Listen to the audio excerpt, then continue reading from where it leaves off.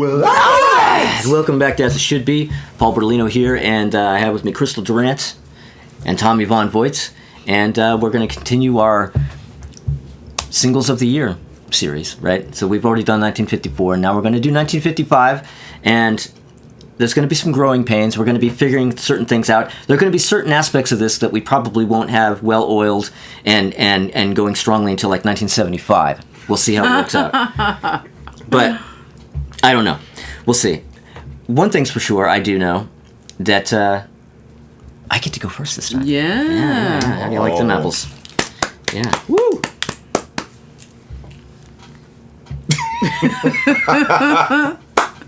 So 1950. Well, actually, before we go into this, 1955. How do you guys feel about 1955?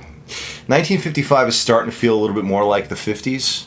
Whereas 1954 was very much a transitional year for me. I feel like they hadn't quite gotten in yet. That's why we've got stuff like Dean Martin in the lists. I think at 54 because we're going from the crooner fronting a big band more towards the traditional pop and rock era as we've come to know it. I think 55 we really see that really starting to take hold.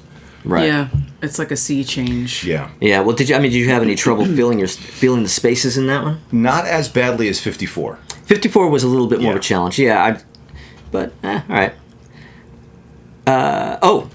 I mentioned in the last video that there was a trend in the 50s of multiple versions of a song being on charts. There were 3 different versions of the Ballad of Davy Crockett in 1955. Yes, all charting at the same time. All charting at the same time. 3 different artists. Terrible. Okay, all right. Well, anyway. So, I do have runners-up for 1955, and that's 2 Nat King Cole singles, A Blossom Fell and If I May. Ooh. Those didn't make it. So, okay. Now, my number 5, we're only doing 5 this year. My number 5 is Bill Haley and the Comets with Rock Around the Clock. Now, as I mentioned in 1954, I started in 54 because that's when Rock Around the Clock came out. But the fact is it came out and it didn't really chart that year. And then when it came, it was included in Blackboard Jungle in 55, and that's when it became a hit. Therefore, it's on my 55 list. And actually, one last thing I want to mention about that, it's one of my first ever favorite songs. She Loves You by the Beatles and Rock Around the Clock, my 2 first favorite songs of my life. Oh, wow. So how can I not put that on the list? So number 4 is The Platters with Only You and You Alone. Yeah. Yeah. Now, The Platters have so many singles. Like, they have a ton of hits. And I think this is probably my favorite by them. And Ringo Starr did a really terrible cover of it in the 70s. Oh, that's right. And, okay, so number 3, I have The Four Freshmen with Day by Day. And that's a song that I got to know, because there used to be this radio station called Magic 61 that was all that kind of stuff. It's like 50s stuff mostly, Frank Sinatra, The Four Freshmen and stuff. And I started listening to that in the 80s, and this is one of the songs that I discovered on that station that I love it. That's all there is to it.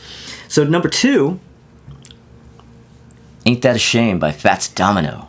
Yeah. Yes. And I tend to forget how much I like this song, the original version of the song, because when I think of the song, the first thing I think of is the Cheap Trick version, which I'm not that into. Oh, yeah. It's okay. I don't think it's bad, but I just don't like it that much. It's not one of my favorite Cheap Trick tracks. And then there's other very terrible versions of it. And then when I go back and listen to Fats Domino, it's like, oh yeah, no, this is like a kick-ass song. I love his version. But number 1... Uh-oh. Tutti Frutti by This Duty. Yeah. Tutti Frutti by Little Richard. Yeah, I mean, come on. Yeah. Little Richard is here. Of course he's going to be number 1. Are you fucking kidding me? Naturally. Yeah. So, there you go. That's and, good. yeah. Respect. I like it. All right, so Tommy's next. All right. So, 1955. So, I don't have any runner-ups. So, we're going to start with number 5. We've got Bo Diddley by Bo Diddley. Mm-hmm. Yep. Got to get it in there. In case you didn't know who it was by. Yes, Yeah. exactly. Number 4, the Cadillacs with Speedo. Now, something that you're going to notice, one of the reasons I think, Paul, you were telling me you were having trouble with some of the years in the 50s where I wasn't, and that is because doo-wop I fuck with doo-wop like nobody's business, and I know that you don't fuck with doo-wop quite the way I fuck with doo-wop. Not like you. I Yeah. realized initially you mentioned it, and I told you that I wasn't big on it. But then when I started going through the list, I realized no, I have a lot of doo-wop on There's here. more than you But realize. it's a thing for you. It's not a thing for me. Yeah, no, doo-wop for me. For me, doo-wop in the '50s is like I am with freestyle in the '80s. It's like it just it changes it. It's such a game changer. And if it wasn't for doo-wop and my love for doo-wop, I would have had a lot more trouble with this list. So number 4, the Cadillacs with Speedo. Number 3, the Platters. Only You and Me Also. Not me We're alone. not Not me alone. alone. Nope. It's only us and us alone. Number 2, obviously, got to get Little Richard in there. Also got Tutti Frutti on my list at number 2. And Only he's wrong because it's not number 1. But yeah, well, no. See, now here's the thing, though, because my number 1 is also another song by the Platters. I don't care. 2 Platters songs in the same top 5. yeah, it's your prerogative, That's man. My number 1 is The Great Pretender. Oh, you know what? How could it not be The Great Pretender in number 1? That was one that I So liked a good. lot as a kid too. fantastic remember. song. I Yeah, love Yeah. that song. yeah. There you go. All right, Don't be so fooled by her. Oh, right. very very yes. un-50s like. We're making the lady go last. God. That's all right. That's more kind of 70s. Yeah. It's any decade you choose. Well, I guess that's true. Oh, no. That's true. Misogyny reigns supreme all over. All right. My number 5 song is Rock Around the Clock by Bill Haley and the Comets. Yeah. And my number 4 song is... Well, now why is that on your list? Why is it on my list? You know what? Originally, I didn't want to put it on my list because it's another song that reminds me of Happy Days. And I hate But Happy Days. you hate But Happy Days? I hate it. Haven't we talked about this before? Well, I don't think we have. All right. Well, I'm sorry, but I don't like it. Even that's the for episode another where video. Fonzie jumps a shark? Surely you love the episode where Fonzie jumps a shark. Yeah, that's my favorite. Sounds like the first episode what would be about that episode Leather of Crystal. Tuscadero? You have to at least like Leather Tuscadero. Okay, we're gonna have to have another video about this because I can't get into it right now. I'll Okay, ruin so- everything. So, but I realize that it is a standard of this time, and it's a very important song, and it's a great song. I love the song. You know, I just got kind of sick of hearing it. Yeah. Yeah. You know, nostalgia's sake. Like it's it's annoying, but I love it. I do love that song. Number 4 is the Platters. Well, they have so many hits, we can't assume which it's one. You and You Alone. I mean, So it's only us 3 and it's us only 3 us alone? 3 and us 3 alone. That's it. It's an only incredible you. song. Yeah, it's such a great. I mean, the Platters.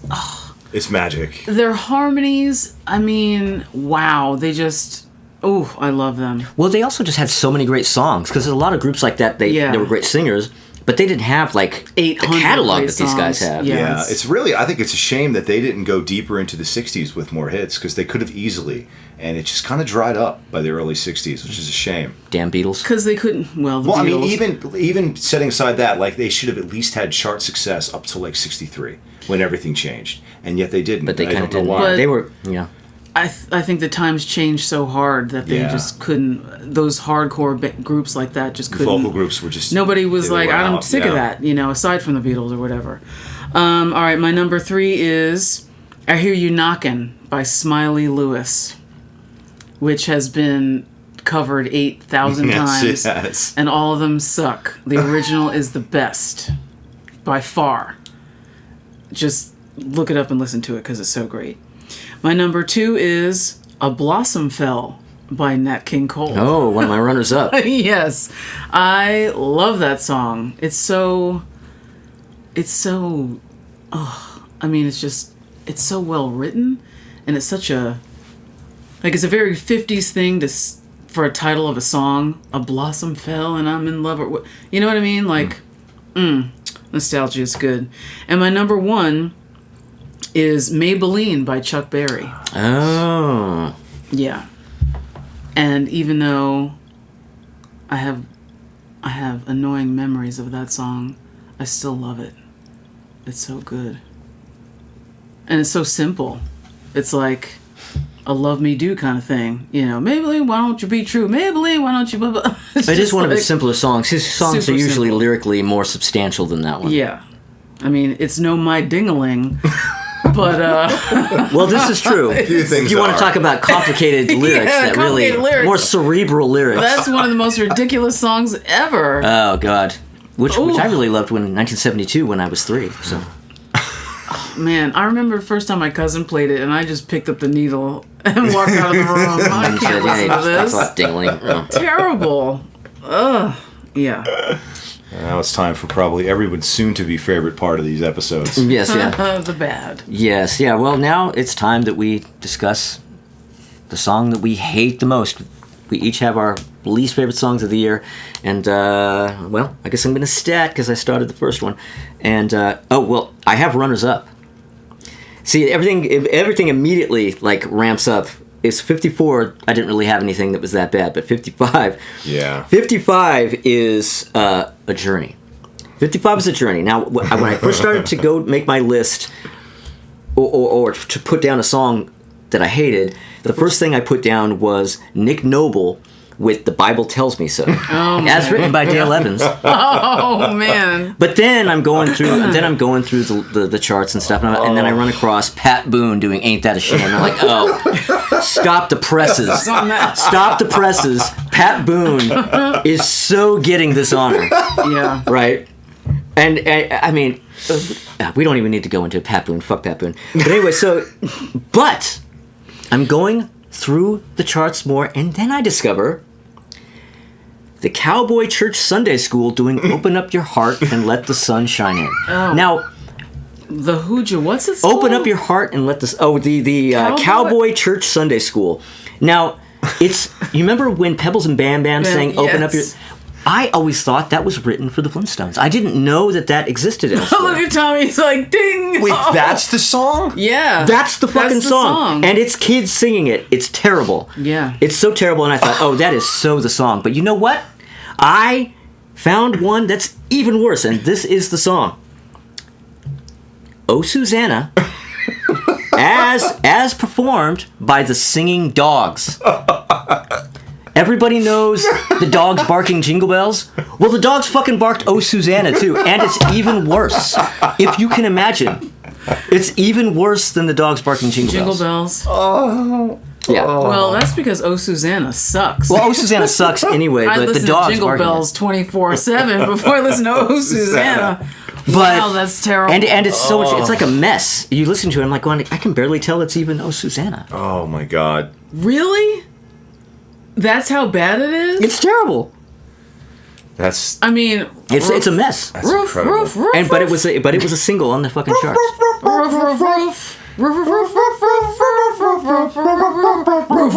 Jesus. Yeah, the dogs barking "Oh, Susanna." I'm sorry, even Pat Boone isn't worse than that, Wow. and that's saying something. Well, his version would have just been cats No, his version. or something. God. Yeah. I can't even. His version probably would have been birds. Yeah. Oh my God. Ooh, that's wow. bad. Yeah, okay, yeah. So you really set the stage. See, here's the thing: that if anybody looks through the charts in the '50s, the charts in the '50s were they had some shit going on. I don't know what was happening in the '50s, but you mentioning "The Bible Tells Me So." I'm looking through the charts in the '50s to put together these lists, and I'm like, why is there a song charting in the '50s called "The Bible Tells Me So"? Because it's the 50s. And why are there multiple artists doing it? Like, it was crazy. You know crazy. why? I'll tell you why. Because race records were happening, Negroes were on the charts, and they're trying to save these children from Satan. That's why.